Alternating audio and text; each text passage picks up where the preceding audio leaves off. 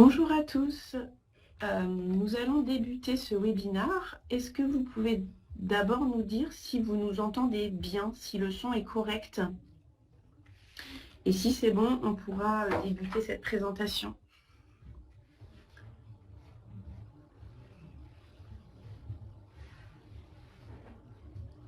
Alors, ça semble être bon. Alors, on va pouvoir démarrer. Alors, moi, je suis Pauline Puel, je suis responsable juridique de l'APP.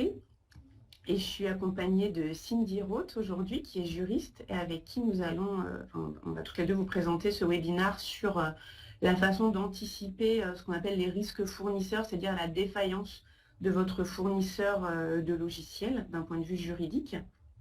Alors, on vous présente ce webinaire parce qu'aujourd'hui, la quasi-totalité des entreprises utilisent évidemment des logiciels dans le cadre de leur activité et dans la grande majorité des cas, ces logiciels sont développés par des prestataires externes, des éditeurs de logiciels dont c'est la spécialité et cela crée en fait une dépendance entre le fournisseur de la solution logicielle et l'utilisateur puisqu'en cas de fin du contrat, ou en tout cas si les choses se passent mal entre le fournisseur et son client, cela présente un risque majeur pour l'utilisateur qui peut se retrouver subitement empêché de poursuivre son activité et de récupérer ses données lorsqu'il utilise un logiciel en mode SaaS. On va parler de ces logiciels-là en particulier, qui, vous le savez, ont pour spécificité d'être hébergés sur les serveurs du fournisseur et non pas sur les infrastructures propres de l'utilisateur.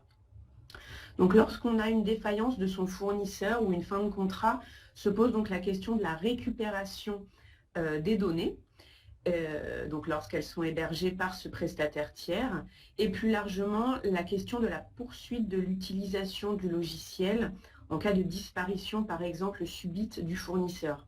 Donc ce qu'on va voir aujourd'hui, c'est, on va parler de deux choses en particulier. D'abord, la clause de réversibilité. On va voir comment rédiger une clause qui soit pleinement efficace pour l'utilisateur. Et on va voir aussi comment poursuivre l'utilisation d'un logiciel en cas de disparition d'un fournisseur, grâce à une technique qui s'appelle l'entiercement, qu'on va vous présenter.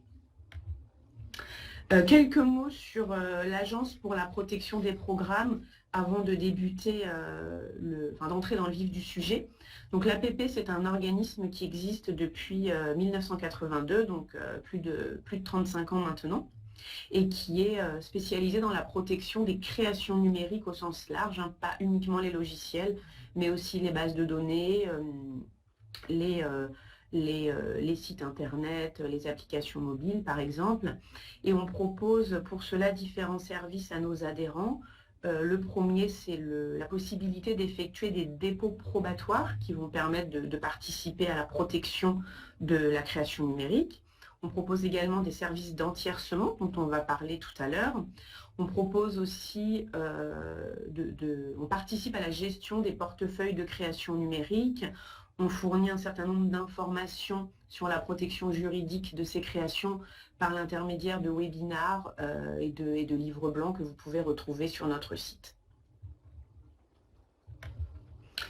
Alors, donc, nous allons vous présenter aujourd'hui deux solutions qui sont complémentaires et qui permettent de faire face à la défaillance d'un fournisseur de logiciels. Lorsque vous êtes l'utilisateur d'une solution qui a souvent d'ailleurs une importance critique ou en tout cas importante pour votre société. Donc, le premier point qu'on va développer, c'est la clause de réversibilité. Donc ça, c'est la clause qui permet de récupérer vos données lorsque vous êtes l'utilisateur à la fin d'un contrat, lorsqu'un contrat de licence, par exemple, de logiciel expire. Donc cette clause de réversibilité, on la trouve traditionnellement, on la trouve bien sûr dans les contrats qui concernent des logiciels en mode SaaS, et non pas dans les contrats qui concernent des logiciels dits classiques, c'est-à-dire installés sur les postes de l'utilisateur. Pourquoi est-ce qu'on la retrouve que dans les logiciels dits SaaS? Parce que dans ce cas-là, les données sont envoyées sur les serveurs du fournisseur. Donc c'est important de savoir comment on récupère ces données. le fournisseur disparaît. Donc un tout petit rappel sur les logiciels SaaS, même si vous savez sûrement tout ce dont il s'agit.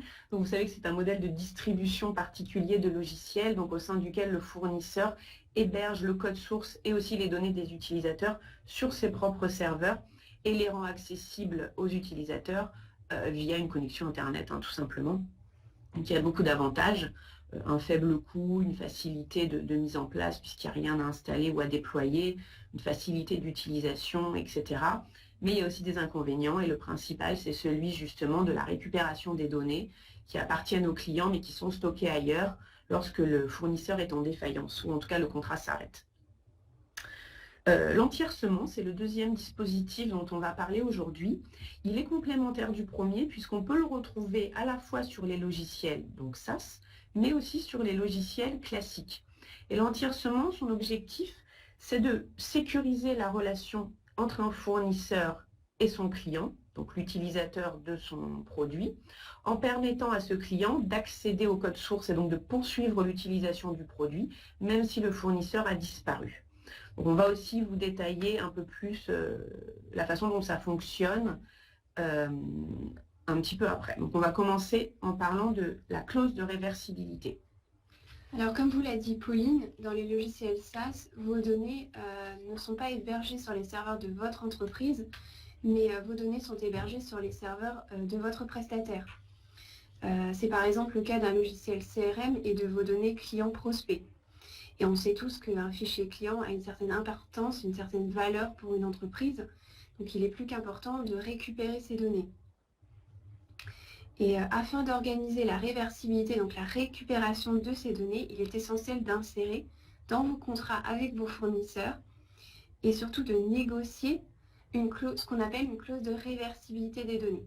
Donc, comme l'expliquait Pauline, c'est une clause qui prévoit les modalités de récupération de vos données à l'issue de votre contrat. En effet, tous les contrats ont vocation à se terminer un jour.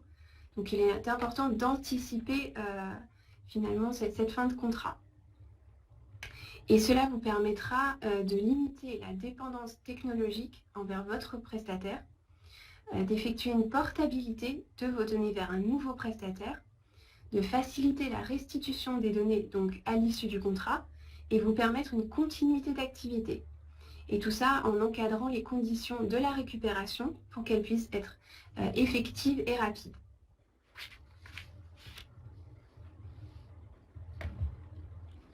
Alors, les points clés de la clause de réversibilité, il y en a trois. Donc, trois catégories. Donc, tout d'abord, le délai. Donc, le délai qui sera fonction de vos besoins, mais surtout du volume de données stockées. En effet, on peut prendre l'exemple d'un client qui stocke beaucoup de données depuis plusieurs années. On peut dans ce cas imaginer que 30 jours pour récupérer ces données, ce sera un peu court. C'est d'ailleurs ce qui a été jugé dans une affaire de 2012 qui opposait l'UMP à la société Oracle, où les juges avaient considéré qu'un délai de réversibilité ne pouvait être inférieur à 2 mois. Et il faudra également dans cette clause prévoir le point de départ de ce délai et donc le délai au-delà duquel les données sont détruites. Il y a également le coût à prévoir. En effet, il n'y a aucune règle en la matière et du coup la réversibilité peut être gratuite ou payante, c'est-à-dire aux frais du client. Si cette réversibilité est payante, il faudra effectivement prévoir les modalités de calcul des coûts de réversibilité. Et enfin, le plus important, le format de récupération des données. Donc il faudra un format exploitable, donc en général c'est un format .csv, donc type Excel, tableau Excel, et, ou alors un format qui vous permettra cette portabilité, donc transférer les données à un nouveau prestataire. Et enfin, un format qui permet de garantir l'intégrité des données, ou en tout cas, dans ce cas-là, le prestataire pourra s'engager à vous fournir les moyens permettant de vérifier que l'intégrité des données a été respectée. Alors, parallèlement à la clause de réversibilité de données, le client a également un autre moyen pour organiser la continuité d'activité. Et ça, c'est l'entiercement.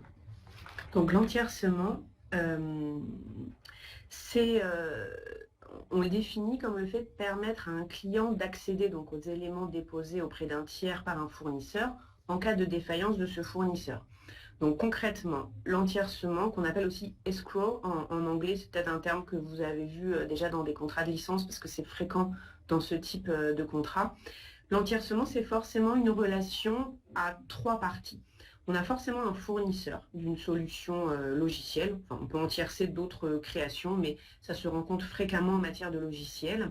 Ce fournisseur, il va déposer les éléments qui permettent l'utilisation de sa création auprès d'un tiers séquestre. Donc ça peut être l'APP, mais ça peut être un autre prestataire qui fait qui propose ce genre de prestation, ou ça peut être également éventuellement un notaire, hein, par exemple. Et il va exister un contrat entre le fournisseur et le bénéficiaire. Le bénéficiaire, c'est le client, c'est l'utilisateur. Il va exister un contrat entre eux et éventuellement aussi avec le tiers séquestre qui va prévoir les cas d'accès, c'est-à-dire les cas dans lesquels le bénéficiaire pourra s'adresser directement au tiers pour récupérer le code source et donc pour pouvoir continuer l'utilisation du logiciel, même si le fournisseur n'existe plus parce qu'il est par exemple en liquidation judiciaire ou parce qu'il est défaillant. Voilà, donc l'objectif, c'est vraiment de permettre au bénéficiaire la poursuite d'activité, même si son co-contractant n'est plus là. Alors les avantages côté fournisseur de l'entiercement, c'est d'encadrer contractuellement les conséquences de sa défaillance. C'est donc un argument commercial vis-à-vis de ses clients. Les avantages de l'entiercement, vous l'avez compris, ils sont surtout côté bénéficiaire, puisque le bénéficiaire, lui, pourra, avec ce mécanisme, poursuivre l'utilisation d'une création, même en cas de disparition de son fournisseur. C'est une assurance du coup quant à la pérennité de son investissement, parce que ça coûte souvent cher quand même de déployer un nouveau logiciel, de former ses équipes. Donc il n'aura pas ses coûts à dépenser de nouveau. Ça lui permettra donc d'anticiper une situation de blocage qui pourrait être critique et ça lui évite donc de nouveaux investissements, la formation de ses équipes, une paralysie de son activité, d'avoir aussi à rapatrier des données qui devraient être transférées dans un nouvel outil avec les risques d'incompatibilité qui existent. Donc ça permet de pallier à toutes ces difficultés. Si vous souhaitez mettre en place un entiercement avec notre organisme, on propose deux formules qui sont un petit peu différentes et qu'on va vous présenter dans ce tableau pour que vous puissiez savoir laquelle est la plus adaptée à votre situation.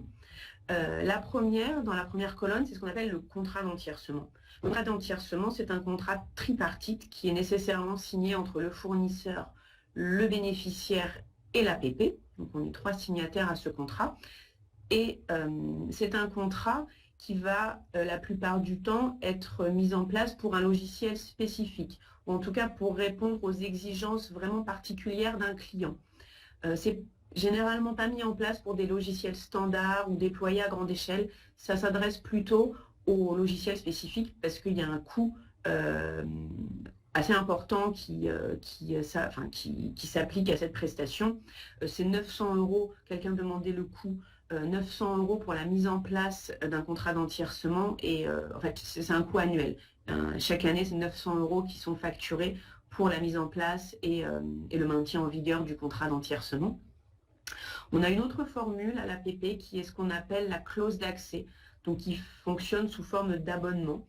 Là, l'APP n'est pas signataire du contrat. Il y a quand même un contrat qui existe toujours entre le fournisseur et son client, mais là, l'APP n'en est pas signataire, c'est-à-dire que cette clause d'accès, on la retrouve souvent dans des contrats de licence ou même dans des conditions générales de vente.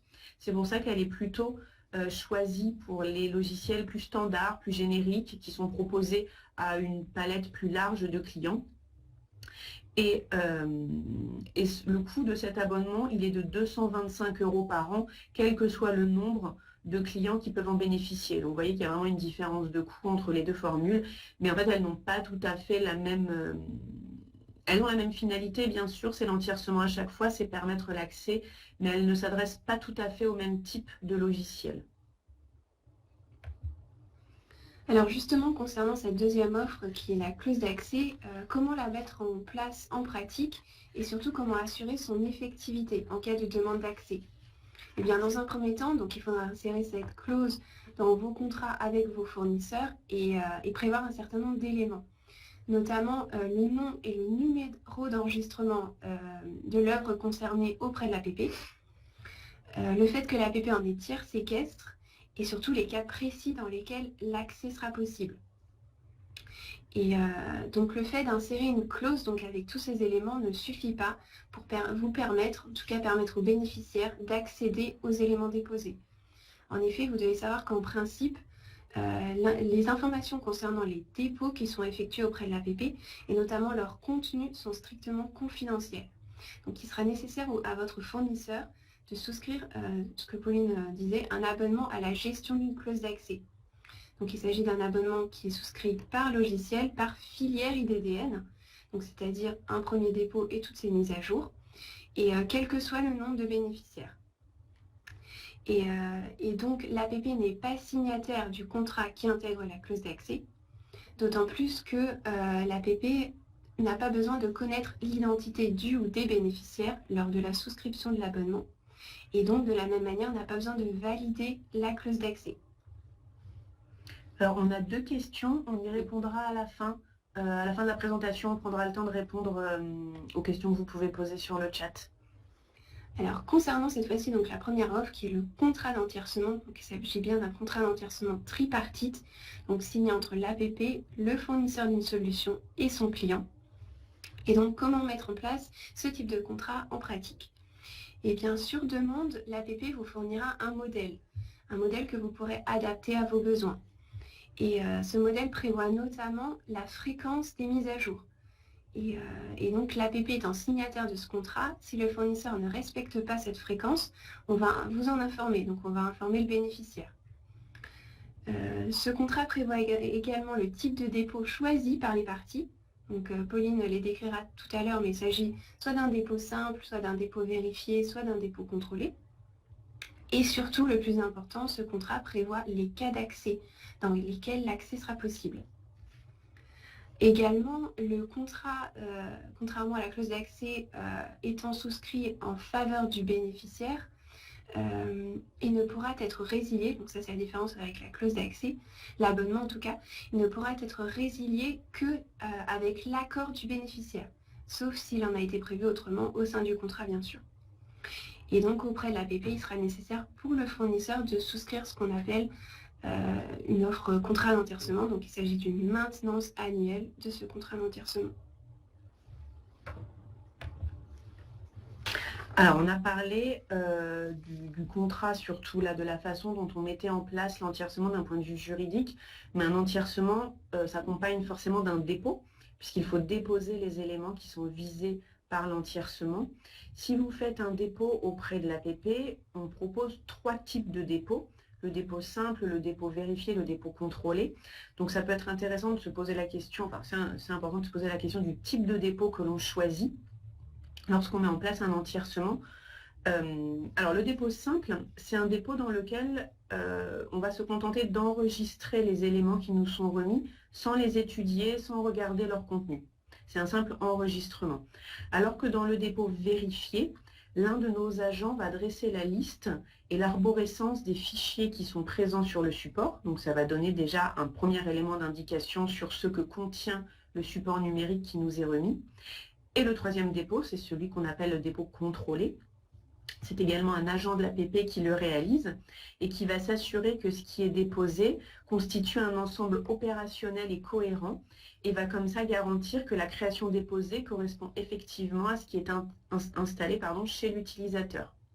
Donc on voit en fait que dans l'entiercement qui est fait donc en faveur d'un utilisateur, ça peut être quand même sécurisant pour lui d'avoir recours à un dépôt vérifié ou à un dépôt contrôlé, puisque l'objectif, c'est bien de s'assurer d'une concordance entre ce qui est déposé et ce qui est effectivement utilisé. Lorsqu'on fait un entiercement avec un dépôt simple, on prend le risque en tant que bénéficiaire de se retrouver avec des éléments incomplets, des éléments qui ne sont pas à jour peut-être, des éléments qui sont manquants, qui ne nous permettent pas de continuer l'utilisation de la création, voire même le dépôt d'un support vierge. Personne ne s'en rendra compte s'il s'agit d'un dépôt simple.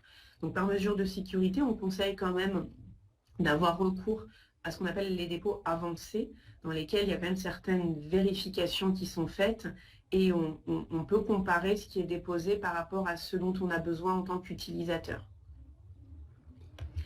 Donc ça, c'était le type de dépôt. Maintenant, que déposer? Que mettre dans son dépôt en tiercé pour qu'il ait une utilité pour l'utilisateur? Alors, l'objectif du dépôt d'un logiciel en tiercé, vous l'avez compris, c'est pour l'utilisateur d'accéder à un ensemble cohérent, complet, opérationnel en cas de disparition de son fournisseur. Donc, la question que doit se poser le fournisseur, éventuellement aussi le client, c'est quels sont les éléments auxquels doit avoir accès ce client pour poursuivre l'utilisation du logiciel et effectuer éventuellement sa maintenance. Donc, ces éléments, principalement, c'est évidemment le code source et éventuellement le code objet. Ça, c'est le cœur forcément d'un dépôt de logiciel en tiercé. Mais ça ne sera pas suffisant puisqu'un utilisateur qui se retrouve avec un code source seul risque d'avoir des difficultés à le réinstaller, à le refaire fonctionner dans son environnement. Donc on conseille de déposer aussi de la documentation, telle que par exemple un manuel d'utilisation, des informations sur l'environnement de développement, sur la configuration nécessaire pour utiliser les codes sources, de la documentation d'installation et de paramétrage, de la documentation technique, et de la documentation permettant de réaliser la maintenance évolutive ou corrective de la solution pour que le code source puisse être utilisé dans de meilleures conditions. On conseille aussi, s'il y a une base de données, de la déposer. On vous a mis sur la slide les éléments de la base de données aussi qu'on peut déposer pour qu'elle soit utilisable. Si le logiciel contient des éléments tiers, alors ce qu'on appelle des éléments tiers, ça va être par exemple lorsque le logiciel intègre des éléments qui appartiennent à quelqu'un d'autre qu'au déposant. Ça peut être intéressant de déposer les autorisations de site titulaire, d'intégrer les éléments dans la relation d'entiercement, ou alors la liste des tiers que l'utilisateur devra contacter pour avoir leur autorisation pour utiliser leur partie du code. Voilà. Et s'il s'agit d'un logiciel en mode SaaS, d'ailleurs ça répond à l'une des questions qui nous est posée par Christian, on peut aussi, il est d'ailleurs très, très vivement conseillé de déposer aussi les données qui appartiennent aux clients. Donc dans ce cas-là, il faut faire évidemment un dépôt par client, puisque chaque client aura des données qui ne sont pas les mêmes. Ce qui fait que notre client, il pourra accéder en cas de défaillance d'un fournisseur de logiciels SaaS à la fois au code, mais aussi à ses propres données. Donc il pourra continuer l'utilisation du logiciel. Et le fait de déposer les données, ça permet aussi de mettre plus facilement en œuvre la clause de réversibilité dont on a parlé juste avant. En fait, en s'adressant uniquement à l'APP, enfin un seul intermédiaire, le client peut comme ça récupérer l'ensemble de ses données, sous réserve qu'il y ait eu des mises à jour fréquentes qui aient été faites. Voilà, donc il accède à ces données plus facilement, donc même si le fournisseur a disparu. Donc, je réponds à la question de Christian tout de suite, même si on avait dit qu'on y répondrait après, mais à quelle fréquence faut-il déposer? Les mises à jour sont très importantes, en effet, dans les dépôts en tiercé, pour permettre à l'utilisateur d'accéder à des choses qui ne soient pas obsolètes. Si on met en place un contrat d'entiercement, dans la plupart des cas, généralement, la demande d'accès, elle a lieu plusieurs années après le dépôt initial. Et pendant ces années, le logiciel a souvent considérablement évolué. Les données qui ont pu être traitées, si c'est du SaaS, sont aussi ont considérablement augmenté. Donc, ce qu'on conseille, c'est de faire des mises à jour fréquentes.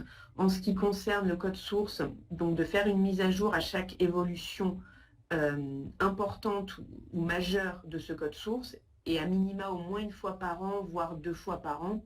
Et en ce qui concerne le dépôt des données, on conseille aussi de les mettre à jour très souvent. Donc là, c'est difficile de vous donner une fréquence, ça dépend du volume de données qui est traité par le logiciel. Mais à minima, une fois par an, c'est vraiment le minimum, et voire une fois par semestre ou trimestre, s'il y a un volume quand même important de données qui est traité. Alors justement, en pratique, comment accéder à ces éléments, donc que ce soit des données ou du code source, en tout cas au dépôt, pour un bénéficiaire. Alors il faudra que le dit bénéficiaire nous adresse en général par lettre recommandée un dossier complet contenant le formulaire de demande d'accès vous pourra vous adresser par email, dûment complété, daté, signé. Mais le plus important, ce sera une copie du contrat qui intègre la clause d'accès ou une copie du contrat d'entièrement et les documents, en tout cas là où les pièces justificatives qui justifient que le cas d'accès est réalisé. En possession de tous ces éléments, l'APP informera le fournisseur, donc ce sera l'ouverture de la procédure d'accès. Et donc, il faut savoir que cette procédure est contradictoire. Donc, le fournisseur disposera d'un délai de 8 jours ouvrés pour formuler ses observations et, le cas échéant, nous fournir une preuve contraire. En possession de toutes ces informations, de tous ces éléments, la commission d'accès de l'APP se réunira en général 24 à 48 heures à l'issue du délai des 8 jours et rendra soit un avis favorable, soit un avis défavorable. En cas d'avis favorable, il y aura une duplication des éléments qui sera effectuée par un agent assermenté de l'APP et ces éléments seront donc remis aux bénéficiaires. Et donc, petite précision concernant cette procédure d'accès, il faut savoir que cette procédure est payante et elle sera aux frais du bénéficiaire. Alors, on vous a listé sur cette dernière slide un petit pense-bête, en fait, une petite synthèse de ce qu'on a pu voir aujourd'hui, pour vous aider à mettre au mieux en place ces différentes formules pour pallier à la défaillance de votre fournisseur. Donc, la première chose pour un logiciel SaaS, c'est évidemment s'assurer qu'il y a une clause de réversibilité dans le contrat déjà, et qu'elle est suffisamment précise pour pouvoir s'appliquer, pour pouvoir avoir un effet. Pardon. La deuxième chose, là qui concerne plutôt l'entiercement, c'est l'importance de le mettre en place en amont, c'est-à-dire lorsque vous négociez par exemple un contrat de licence ou un contrat de maintenance, donc avant que les difficultés ou que la défaillance de votre fournisseur n'arrive. S'assurer que les éléments qui sont déposés correspondent effectivement à ce que le bénéficiaire utilise. Donc là, ça se fait notamment par le biais des dépôts avancés qu'on a vus, et s'assurer aussi que le dépôt intègre bien toutes les informations qui sont relatives à l'environnement technique et aux connaissances qui vont être nécessaires pour pouvoir utiliser le code source. S'assurer d'une mise à jour régulière des éléments déposés, donc ça on l'a aussi évoqué il y a quelques instants, au moins une fois par an, à la fois pour accéder à des éléments qui ne soient pas obsolètes et aussi pour la pérennité des supports, puisque à l'APP on peut faire du dépôt numérique, mais on peut aussi faire du dépôt physique et les supports numériques peuvent s'altérer au bout d'un certain temps. Aussi pour les clauses d'accès, puisque dans les clauses d'accès, souvent, vous savez, les clauses d'accès, c'est donc celles qui sont dans des contrats de licence, donc l'APP n'a pas du tout de visibilité sur ces clauses. Souvent, les mises à jour ne sont pas prévues par ces clauses. Donc, vous, en tant que bénéficiaire, ça peut être intéressant de demander à votre fournisseur de s'engager à mettre à jour à intervalles réguliers le dépôt. S'assurer aussi, là encore, surtout dans les clauses d'accès, que les cas d'accès sont décrits avec précision. Ça, c'est très important, puisque si les cas d'accès sont trop imprécis, s'il est juste marqué, par exemple, le bénéficiaire accédera au dépôt en cas de défaillance du fournisseur. Donc, c'est une rédaction qui est très imprécise et qu'il est très difficile d'appliquer. Donc, on vous invite vraiment à être vigilant et à être précis sur ce point. Et on vous invite aussi à prévoir contractuellement les conséquences de l'accès. Donc normalement, juridiquement, en tout cas, quand il y a un accès suite à un entiercement, ça permet au bénéficiaire de continuer à utiliser la création dans les mêmes conditions que lui permettait le contrat de licence. Ça ne lui donne pas une quelconque propriété sur le logiciel, il n'y a pas de transfert de propriété qui s'opère, c'est juste une continuité de l'usage qu'il avait déjà grâce à la licence. Mais on peut éventuellement prévoir autre chose. On peut prévoir un transfert de droit, hein, c'est possible, il faut que ça soit prévu contractuellement. Et on peut aussi prévoir dans cette clause ce que le bénéficiaire sera autorisé à faire. Est-ce qu'il aura la possibilité de faire de la maintenance sur le code? Et si oui, est-ce que ça sera juste de la maintenance corrective? Est-ce que ce sera de la maintenance évolutive? Est-ce qu'il pourra même faire des développements complémentaires? Donc ça peut être intéressant de le prévoir en amont, en fait, dès la rédaction de la clause, pour éviter évidemment des difficultés d'interprétation ou des litiges futurs. Donc, on a terminé cette présentation. On va répondre aux questions qui nous sont posées dans le chat.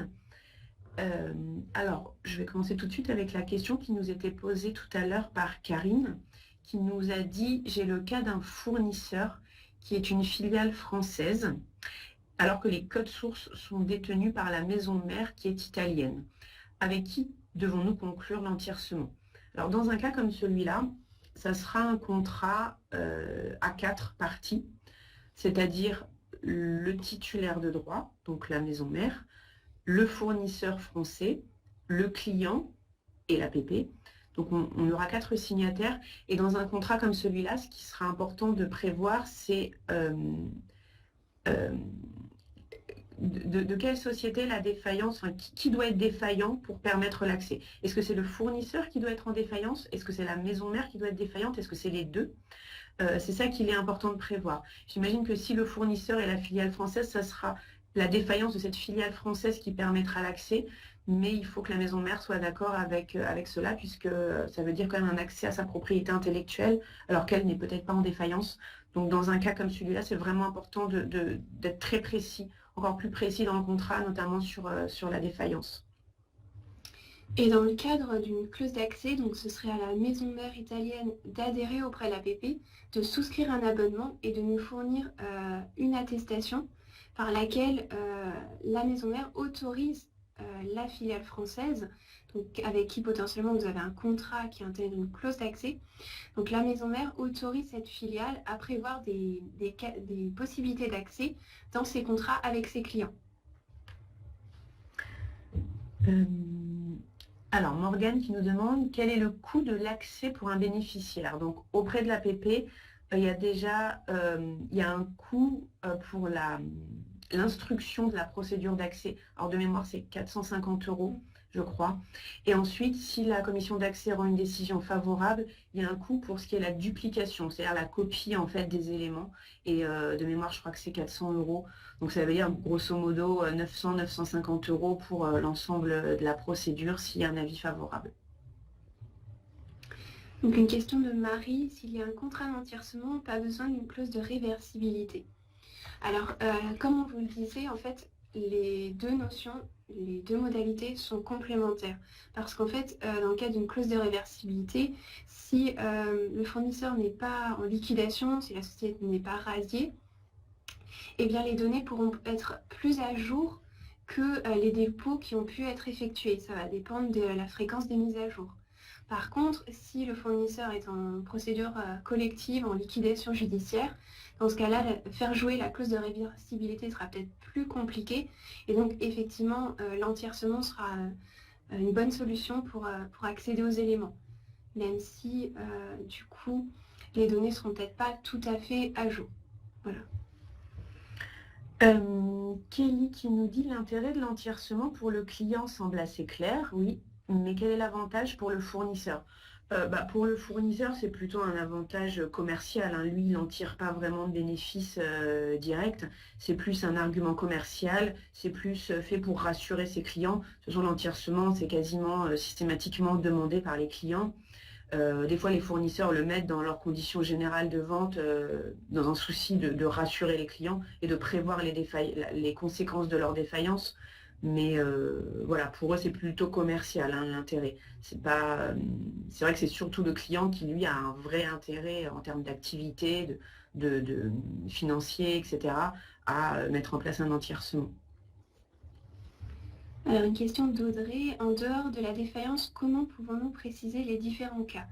Alors, si vous voulez dire les différents cas d'accès, donc pour nous, le terme défaillance sera un peu imprécis, dans la mesure où la défaillance peut signifier la liquidation judiciaire, le non-respect d'engagements contractuels, la cession du logiciel à un tiers, enfin, ça veut dire plein de choses. Donc effectivement, il faudra préciser ces cas. Et donc effectivement, il n'y a pas seulement la défaillance, donc la liquidation, mais vous pouvez prévoir plein d'autres cas. Simplement, il faudra être le plus objectif possible, parce que le rôle de l'APP n'est pas d'interpréter ces cas de la manière d'un juge, mais bien en présence d'une pièce justificative, de savoir directement si l'accès est possible ou non. Et on propose un modèle de contrat d'entiercement et un modèle de clause d'accès qu'on met à disposition sur simple demande, où on liste déjà un certain nombre de propositions de cas d'accès. Donc ça peut aider dans la rédaction d'une clause d'accès d'avoir ce modèle.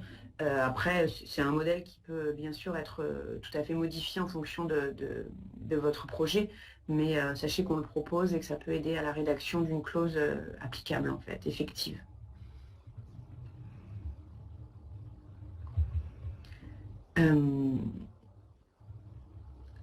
Alors un dernier point qu'on avait vaguement abordé tout à l'heure quand on parlait de la société italienne qui était titulaire de droit, sachez qu'on peut tout à fait faire des contrats d'entiercement avec des sociétés étrangères, hein, même auprès de l'APP. On a énormément de contrats d'entiercement qui ne sont pas franco-français du tout, qui sont entre sociétés françaises et étrangères, voire entre des sociétés qui sont toutes deux étrangères. C'est très fréquent, ça pose aucune difficulté pour le traiter. Les modèles dont on vous parlait sont disponibles aussi en anglais. Et pour répondre à Marie qui nous demande où on peut trouver ces modèles, vous nous envoyez un mail à l'adresse que vous avez à l'écran, l'adresse legalat@app.asso.fr, et on vous les fait parvenir par retour de mail. Voilà, c'est pas disponible sur notre site, mais on vous les envoie sur simple demande.